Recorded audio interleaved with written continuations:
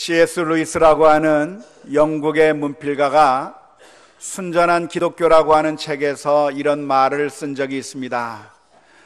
용서라고 하는 것은 정말 멋있고 훌륭한 말이다. 실제로 내가 용서해야 될 사람이 생기기 전까지는 그랬습니다. 이게 어쩌면 우리들의 모습을 적나라하게 보여주는 말이라고 생각을 합니다. 우리는 생각하기에 용서라고 하는 것은 정말 멋진 생각이고 정말 감동적이고 화려한 멋있는 말이라고 생각하지만 실제로 내가 용서해야 될 사람을 마주하게 되면, 원수를 만나게 되면 어느새 그 생각은 다 잊어버리게 되는 것이 우리들의 연약한 모습일 겁니다. 감사라고 하는 것도 역시 마찬가지가 아닐까 싶습니다. 성경은 우리에게 권면하기를 항상 기뻐하라, 쉬지 말고 기도하라, 범사에 감사하라 말씀하고 있고, 우리는 그 주님의 말씀이 맞다고 믿습니다. 항상 기뻐해야 될 것이고, 쉬지 말고 기도해야 될 것이고, 항상 감사하는 것이 맞다고 생각을 합니다. 하지만 우리들의 삶 가운데서 어려운 일을 만나게 되면 감사보다도 불평이 먼저 나오게 되어 있고, 하나님께 찬양을 올리기보다도 우리의 마음 가운데 절망의 그 그늘이 드려지면서 한숨을 내쉬게 되는 것이, 그게 바로 우리들의 연약한 모습이라고 말할 수 있습니다. 오늘 우리가 출애굽기 14장의 말씀을 읽었는데, 오늘 본문에 등장하는 이스라엘 민족도 마찬가지였습니다. 이스라엘 민족은 애굽에서 종살이를 하다가 이제 모세의 영도하에 젖과 꿀이 흐른다고 하는 가나안 땅을 향해서 신나게 기쁘게 달려가다가 첫 번째 어려운 문제에 봉착하게 되었습니다. 그것은 바로 자신들의 가는 길 앞에 홍해 바다가 가로막고 있는 겁니다. 가나안을 향해서 나가야 되는데 홍해 바다가 가로막고 있어서 그 바다를 건너갈 방법이 없는 겁니다.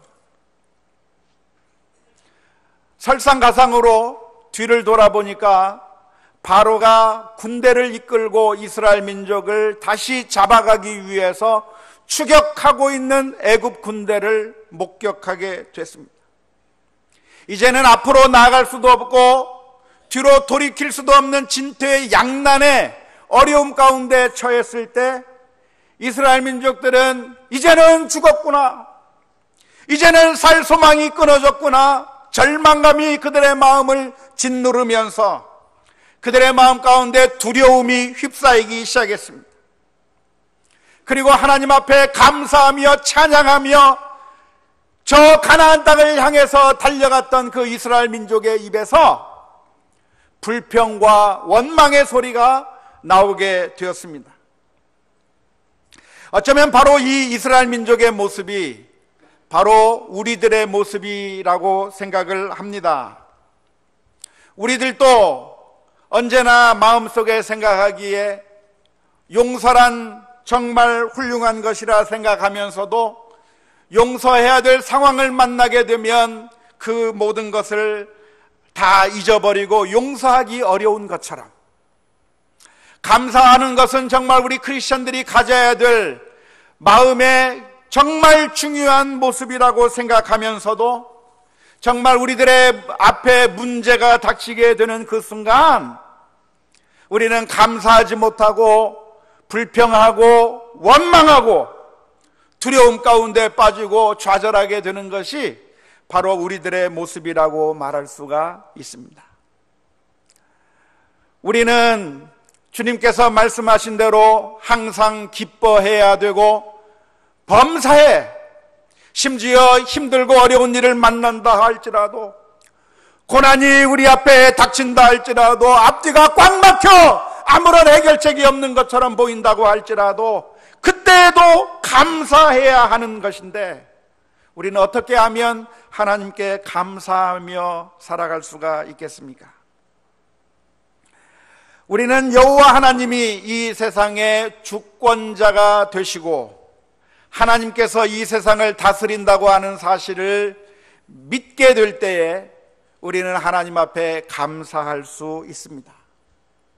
성경에 기록된 대로 참새 한 마리가 땅 위에 떨어지는 것도 우연히 떨어지는 것이 아니라 하나님께서 허락하셔야만 참새 한 마리가 이 땅에 떨어질 수 있다고 한다면 우리가 만나는 그 모든 일들은 어쩌다 보니까 만나는 일들이 아니고 우리가 만나는 그 모든 일들은 하나님께서 잠시 방치해 두었다가 발생하는 것이 아니라 하나님께서 섭리하시고 계획하시고 작정하시는 가운데 우리에게 영적으로 유익한 일들이 발생하게 하신다고 하는 사실을 우리가 믿는다고 한다면 우리는 고난 가운데서도 하나님 앞에 감사할 수가 있을 것입니다. 요셉을 보면 요셉은 아버지의 사랑을 받으며 행복하게 살고 있다가 어느 날 갑자기 충격적인 일을 경험하게 됩니다. 그의 다른 형제들이 요셉을 잡아서 애굽에 가는 미디안 상인들에게 그 요셉을 종으로 팔아버렸습니다. 가족에게 배신을 당하는 것처럼 그렇게 충격적인 일도 없을 것입니다. 행복하게 정말 부족한 것이 없이 많은 사랑을 받으면서 살았던 그 요셉이 하루아침에 손발이 묶이고 옷은 벗겨진 채 저 애굽 땅으로 종으로 팔려가는 그 신세가 되었을 때 그 충격이 얼마나 컸을까 생각해 보십시오. 뿐만 아니라 요셉은 애굽에 정착해서 거기서 그런대로 잘 일이 진행되는 것 같았지만 어느 날 갑자기 오해와 모략 가운데 자기 주인의 여주인 보디발의 아내로부의 모함을 받아서 감옥 속으로 내던져지게 되는 그런 어마어마한 충격적인 일을 당하게 될 때 너무나도 억울하고 원통하고 너무나도 괴로운 마음이 그의 마음 가운데 있을 수 있었을 것입니다.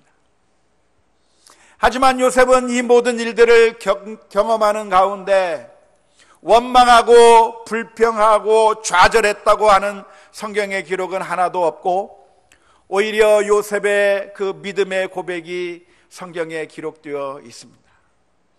요셉은 자기 형제들을 향해서 말하기를 하나님께서 우리 가정을 이 7년 대기근 가운데 보호하기 위해서 하나님의 섭리와 계획 가운데 하나님께서 나를 먼저 이 애굽 땅에 보내신 것이라고 고백하면서 하나님께 감사하고 자기 형제들을 용서하고 하나님 앞에 온전한 믿음의 모습을 보여준 모습이 성경 말씀에 기록되어 있습니다.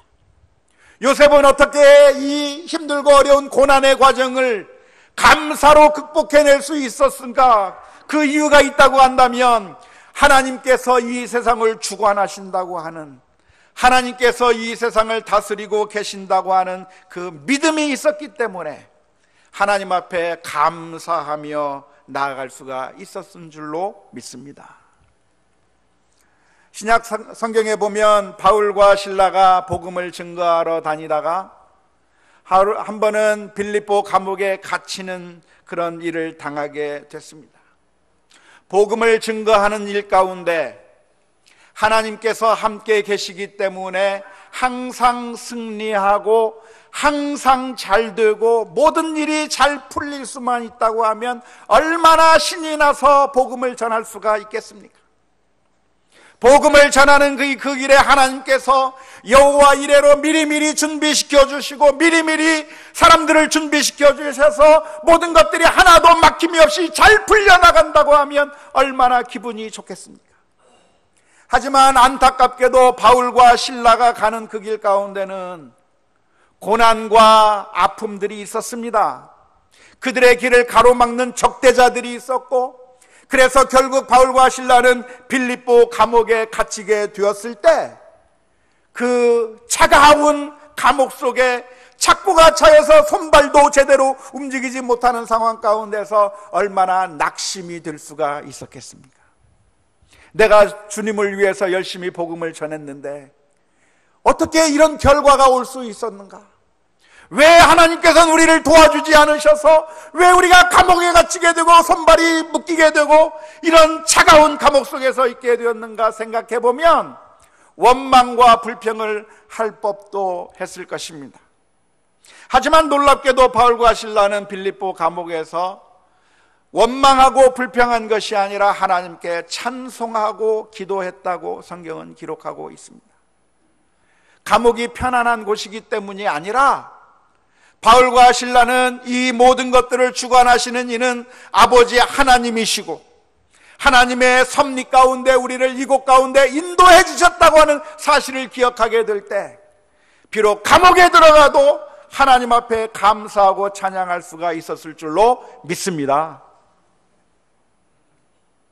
오늘 본문에 나오는 이스라엘 민족들은 어떻게 했습니까? 이스라엘 민족 앞에 홍해 바다가 가로막혀 있고 뒤에는 애굽 군대가 추격해 오는 이 상황 가운데서 안타깝게도 이스라엘 민족들은 두 가지 반응을 보이게 됐습니다. 첫 번째 반응은 무엇입니까? 첫 번째 반응은 자신들의 울분을 토해낼, 자신들의 화를 분풀이 해버리고 싶은 희생양을 찾았습니다. 그 희생양이 누구겠습니까? 모세를 향해서 원망하기 시작했습니다. 출애굽기 14장 11절의 말씀을 보니까 이렇게 기록합니다. 그들이 또 모세에게 이르되 애굽에 매장지가 없어서 당신이 우리를 이끌어내어 이 광야에서 죽게 하느냐? 어찌하여 당신이 우리를 애굽에서 이끌어내어 우리에게 이같이 하느냐? 이스라엘 민족의 마음 가운데 이 모든 파국의 원인이 누구에게 있다? 모세에게 있다고 생각을 한 겁니다.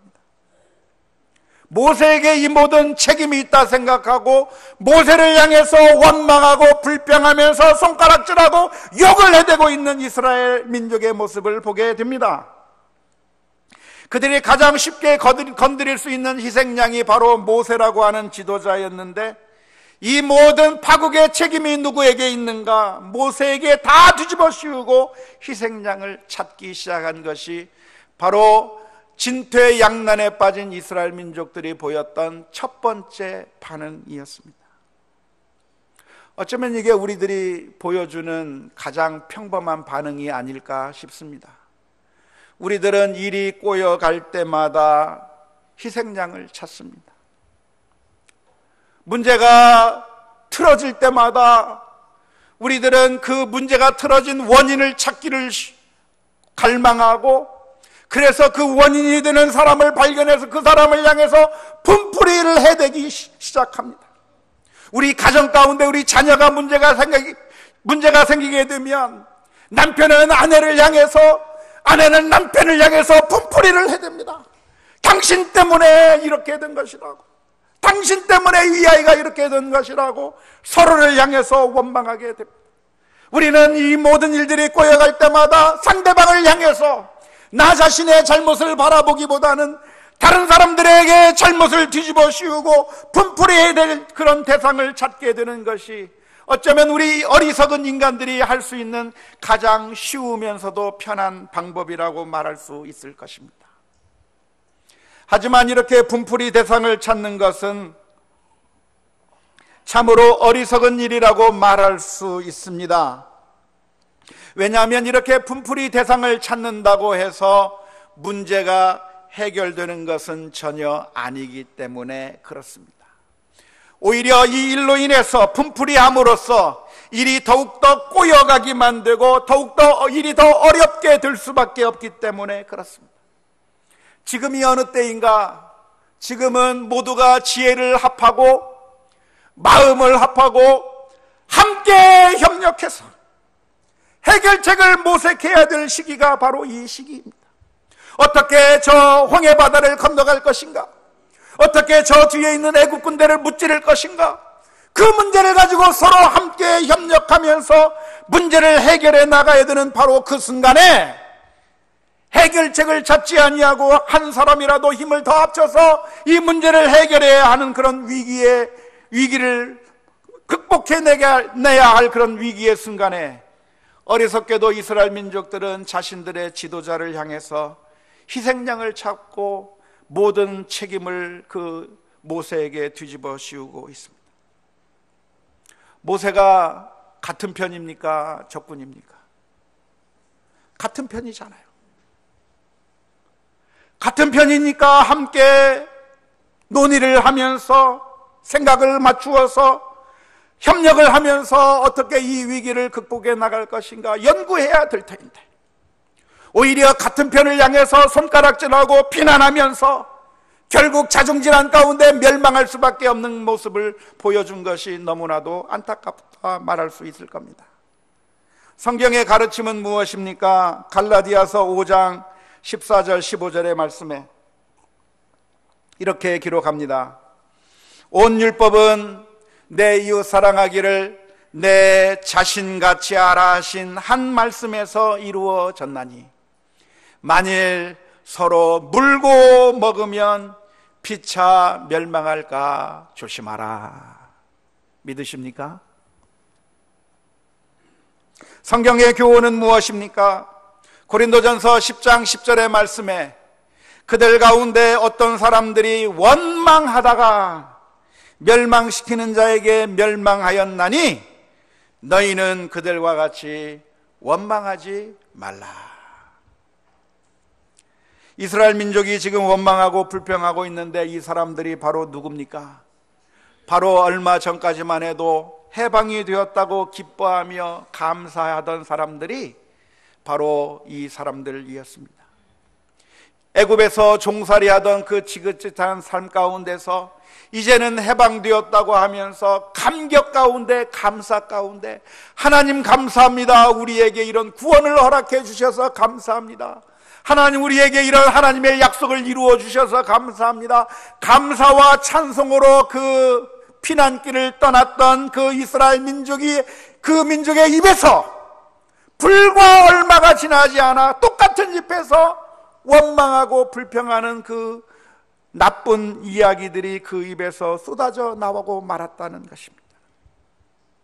안타까운 것은 선하고 믿음의 사람이 되는 데에는 정말 많은 시간이 걸리는데 찬양하고 감사하던 사람이 악을 행하고 불평의 사람이 되는 것은 너무나도 순식간에 되는 모습을 우리가 너무나도 자주 보게 되는데, 오늘 이스라엘 민족의 위기 가운데서 보여주셨던 첫 번째 잘못된 반응은 무엇인가?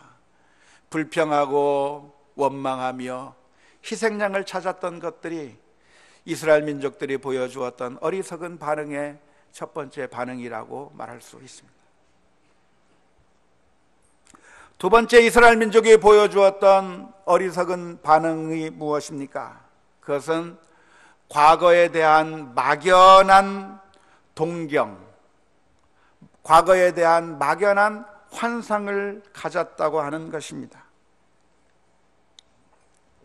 이스라엘 민족은 모세를 향해서 원망하면서 이런 말을 합니다. 출애굽기 14장 12절의 말씀에 우리가 애굽에서 당신에게 이른 말이 이것이 아니냐? 이르기를 우리를 내버려 두라. 우리가 애굽 사람을 섬길 것이라 하지 아니하더냐? 애굽 사람을 섬기는 것이 광야에서 죽는 것보다 낫겠노라.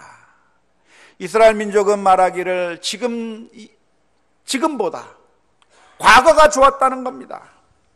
지금 현재보다 과거가 훨씬 더 나았고 그때가 훨씬 더 좋았다라고 이야기하고 있는데 정말 그렇습니까? 나중에 또 이스라엘 민족들은 출애굽하다가 광야에서 먹을 것이 떨어졌을 때 그때도 역시 애굽을 동경하면서 애굽에 있을 때가 훨씬 더 좋았다고 이야기를 했습니다. 출애굽기 16장 3절 말씀에 이스라엘 자손이 그들에게 이르되 우리가 애굽 땅에서 고기 가마 곁에 앉아 있었던 때와 떡을 배불리 먹던 때에 여호와의 손에 죽었더라면 좋았을 것을 너희가 이 광야로 우리를 인도해내어 온 회중이 줄여 죽게 하는도다. 과거가 좋았다는 겁니다. 애굽 땅에서 마음껏 먹을 수 있을 때가 좋았다는 겁니다. 그런데 정말 그렇습니까? 아니잖아요. 이스라엘 민족이 애굽 땅에서 있을 때 얼마나 모진 학대 가운데서 고통스러운 삶을 살았습니까? 애굽에서의 땅이 행복한 그런 삶을 살았던 것이 아니고 애굽에서 종살이하면서 바로가 시키는 대로 노예 생활을 했어야 됐고, 바로가 죽이라고 하면 자식도 죽여야 했었고, 그 바로의 명령 가운데 고통으로 울부짖으며 하나님 제발 살려달라고 울부짖었던 것이 바로 이스라엘 민족이 아닙니까? 그런데 놀랍게도 이스라엘 민족이 지금 와서 하는 말이 옛날이 훨씬 더 좋았다는 거예요. 왜 그렇습니까? 왜냐하면 우리 사람들의 마음 가운데 과거와 현재가 싸움을 하면 항상 과거가 이기게 되어 있기 때문에 그렇습니다. 과거하고 현재가 싸우면 누가 이길까요? 늘 과거가 이깁니다. 우리나라 말에 그래서 구관이 명관이라고 하는 말도 있어요. 옛날이 좋았다는 겁니다. 요즘 우리나라의 상태를 보고서 사람들이 하는 말이 뭡니까? 지금이 IMF 때보다 더 힘들다. 어떤 사람은 이렇게도 말합니다. 지금이 6.25 때보다 더 힘들다. 정말 그렇습니까? 아니요. 지금이 훨씬 나아요. 그런데 사람들의 마음속에 어떤 마음이 생기는가? 과거는 과거 때 경험했던 모든 고통과 아픔, 슬픔들은 이미 추억으로 변해져 버린 겁니다. 과거에 겪었던 고통은 이미 추억이 되어버렸기 때문에 더 이상 내게 고통으로 와 닿지 않는 겁니다. 하지만 지금 겪는 고통은 너무나도 크게 와 닿기 때문에 우리가 과거와 현재를 비교하면 언제나 과거가 더 좋아요. 과거가 항상 더 좋아요. 그래서 늘 우리 장사하시는 분들이 하는 말이 금년이 제일 힘들다. 금년이 제일 힘들다. 제가 성도님들을 만나면서 늘 하는 얘기 들어보면 매년 그래도 작년이 낫습니다. 그래도 작년이 낫습니다. 매번 그래요. 텔레비전에서 안정환이 나와서 질문을 던집니다. 뭐라고 던집니까? 자동차 가격이 제일 쌀 때가 언젠가? 언제라고요? 내 차 팔 때. 자동차가 제일 비싼 때가 언젠가? 언제가 제일 비싸죠? 내가 차를 살려고 할 때. 근데 고통도 마찬가지. 고통도 어느 고통이 제일 클까요? 고통은 다른 사람이 겪는 고통보다 내가 겪는 고통이 제일 커요. 그러니까 방위 나와도 정말 힘들게 나온 겁니다. 그리고 고통이 어느 고통이 큽니까? 과거에 겪은 고통보다도 지금 겪는 고통이 훨씬 더 크게만 느껴지는 거예요. 이스라엘 민족은 지금 홍해 바다 앞에서 그리고 애굽 군대 사이에 몰살당할 위기에 처하면서 그들의 마음속에 과거가 더 좋았다고 하는 막연한 생각을 하는 겁니다. 놓친 물고기가 더 크다고 하는 우리나라 속담처럼 현재에는 만족하지 못하고 과거를 그리워하는, 그 과거를 우리 앞으로 되돌릴 수 있는 것이 아님에도 불구하고 언제나 현재에 만족하지 못하고 과거만을 그리워하는 어리석은 모습이 바로 이스라엘 민족들이 보여주었던 두 번째 어리석은 모습이었습니다. 이스라엘 민족을 향해서 모세는 두 가지를 이야기했습니다. 첫 번째는 너희는 두려워하지 말고 가만히 서 있으라. 이스라엘 민족을 향해서 외칩니다. 너희는 가만히 있으라. 가만히 있으라. 모세가 말을 하는데 이 가만히 있으라고 하는 말의 의미가 무엇입니까? 가만히 있으라고 하는 이야기는 아무 일도 하지 말라고 하는 그런 의미가 아닙니다. 오해하지 마십시오. 가만히 있으라고 하는 말은 아무것도 안 해도 된다고 하는 그런 말이 아닙니다. 오해하지 마십시오. 가만히 서 있으라고 하는 그 말은 아무것도 하지 말라고 하는 그런 의미가 아니라 두려워하거나 떨지 말고 무서워하지 말라고 하는 말의 반대말로서 가만히 있으라고 하는 말입니다. 떨지 말라, 두려워하지 말라, 무서워하지 말라. 홍해바다가 앞에 가로막혀 있고 애국 군대가 쫓아온다고 해서 그렇다고 해서 두려워하지 말고 진정하고 가만히 있으라고 말하고 있습니다. 왜 그렇습니까? 지금 이 순간은 죽는 것처럼 보이지만 사실은 하나님께서 모든 것들을 주관하고 계시기 때문에 그렇습니다. 죽는 것처럼 보여도 하나님께서 이 세상을 주관하고 계시고 우리를 사랑하고 계시다고 한다면 하나님께서 우리를 내어치지 않을 것이라고 믿기 때문에 그렇습니다. 우리가 앞과 뒤가 다 막혀서 아무런 소망이 없을 때 우리는 우리 주변에서 일어나는 일들을 바라보면서 절망할 것이 아니라 우리는 하나님을 바라보고 소망을 가져야 될 줄로 믿습니다.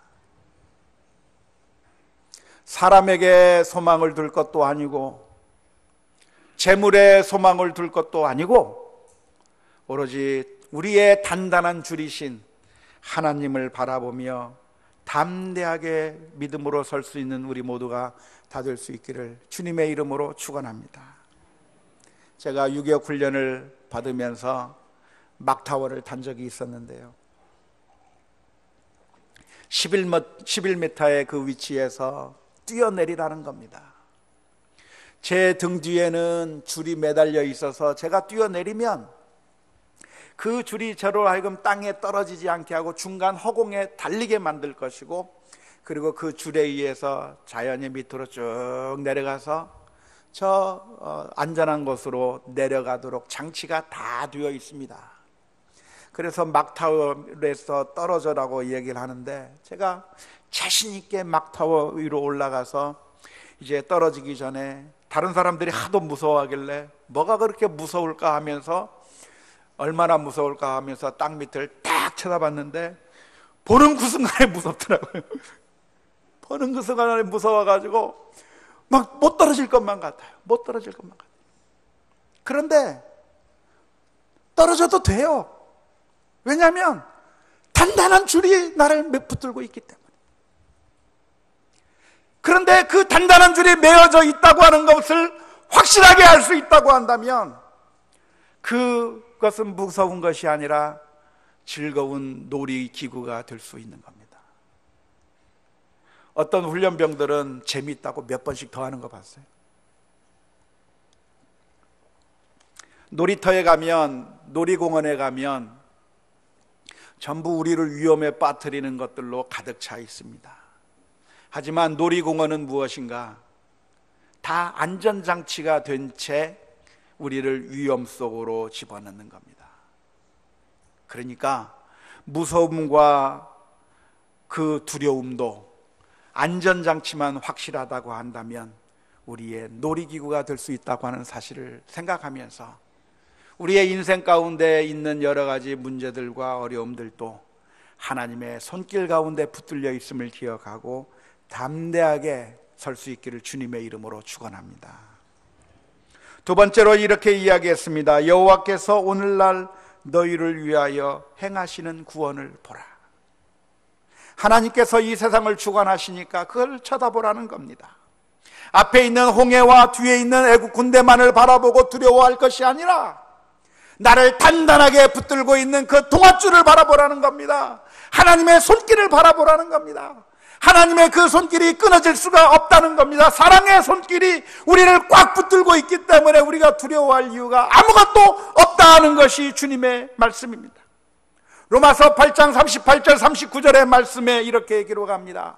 내가 확신하노니 사망이나 생명이나 천사들이나 권세자들이나 현재일이나 장래일이나 능력이나 높음이나 기쁨이나 다른 어떤 피조물도 우리를 우리 주 그리스도 예수 안에 있는 하나님의 사랑에서 끊을 수 없으리라.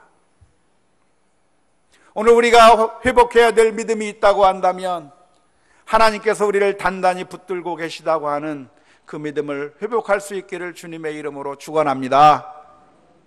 성경은 우리에게 어린아이와 같은 믿음을 가지라고 요구하고 있습니다. 어린아이는 어떤 아이입니까?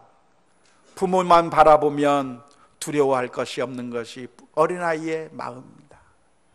아주 우리 아이가 어렸을 적에 높은 곳에 세워놓고 밑에서 뛰어내려 그렇게 요구한 적이 있습니다.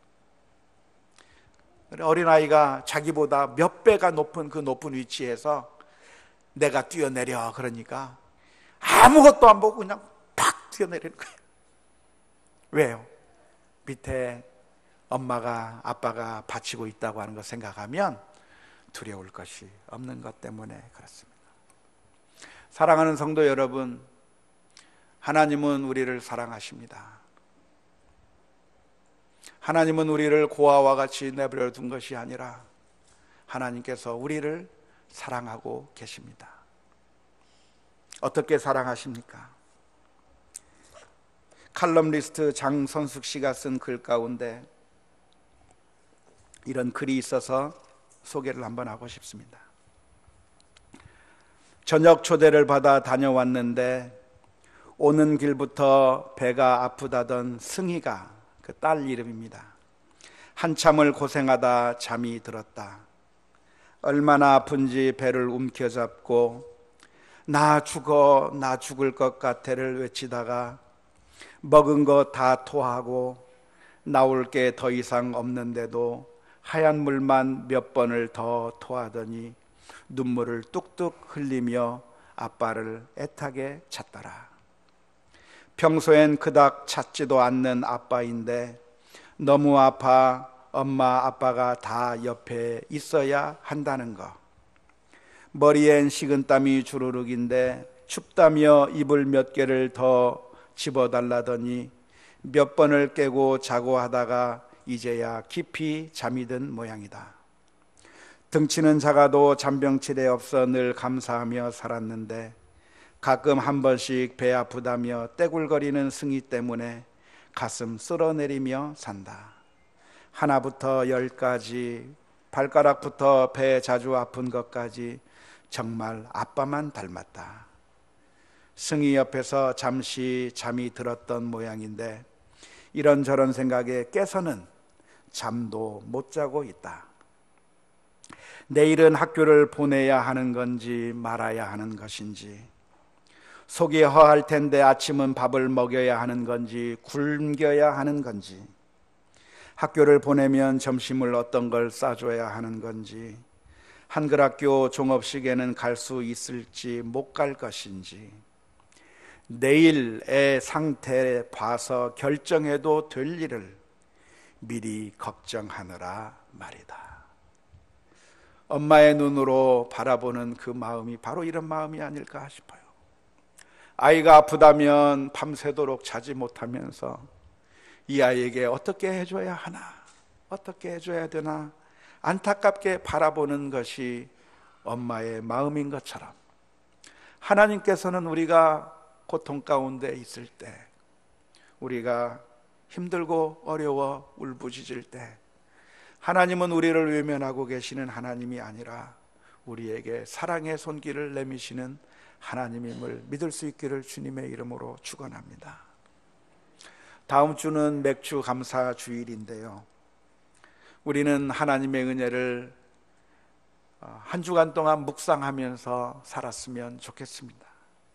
우리 주변에서 일어나는 답답한 일들, 우리 주변에서 꽉 막혀서 아무런 해결책도 없는 것 같이 그렇게 괴로운 일들이 많이 있어도 그런 것들을 바라보면서 좌절하고 절망하고 슬퍼할 것이 우리 성도의 모습이 아니라, 홍해바다가 앞에 가로막혀 있고 애국 군대가 뒤에서 쫓아온다 할지라도 우리를 사랑하사 우리를 위하여 그 아들을 십자가에 내어주신 하나님의 사랑을 생각하면서 하나님을 바라보면서 감사하며 찬양하고 영광을 올려드리는 그런 믿음의 고백이 우리들의 삶 가운데 넘쳐날 수 있기를 주님의 이름으로 축원합니다.